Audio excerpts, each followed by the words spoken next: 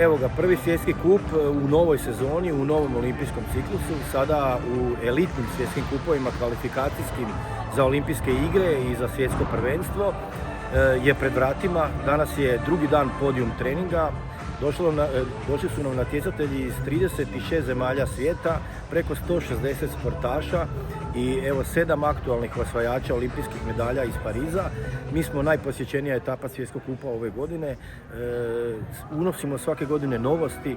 Ove godine smo dali dupli nagradni fond, nagrade za trenere. Imamo jedni od rijetkih, uvjet je, ali neki ne ispoštuju, Competition Podium koji je jedan od najzahtjevnijih produkcijskih dijelova za ovu godinu, odnosno to su gimnastičke pozornice na kojima se natjecanje u areni odvija, preko 1000 kvadrata takvih pozornica.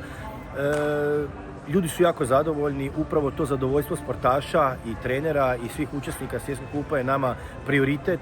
Svake godine pokušamo tu ljestvicu podići na još višu razinu. Mislim da smo ove godine apsolutno u tome uspjeli i možemo očekivati u narednim godinama kada se kvalifikacijski dio zgusne za svjetsko prvenstvo olimpijske igre, možemo očekivati još veći broj zemalja učesnica, još veći broj posjetitelja.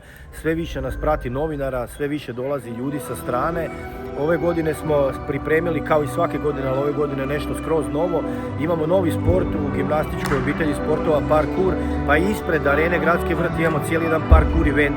Formiramo cijeli parkour poligon sa podijima specifičnim gdje će i publika moći isprobati se i opuštati kroz nagradne igre koje smo za njih organizirali, ali i klubovi koji već treniraju parkour u Hrvatskoj bit će nositelji tog eventa vani, s obzirom da je i general gymnastic dio gimnastičke obitelji, odnosno rekreacija gimnastička kao bazičnog sporta. Imamo najveći dječji kutak, Kids Corner, sa raznim poligonima za djecu zanimljivim koji će biti animirani uz naše stručnjake i animatore i nagradne igre. Tako evo, za obitelji i publiku najavljujemo jedan ozbiljan sportski spektakl koji nemaju prilike tijekom godine u Hrvatskoj i šire vidjeti, pogotovo jer je riječ o gimnastičkom sportu koji je malo možda zanemaren s obzirom na ostale sportove, ali evo mi uspijamo tu ljestvicu podići i izaći iz tog okvira van i pružiti gledateljima uvijek nešto zanimljivo i novo.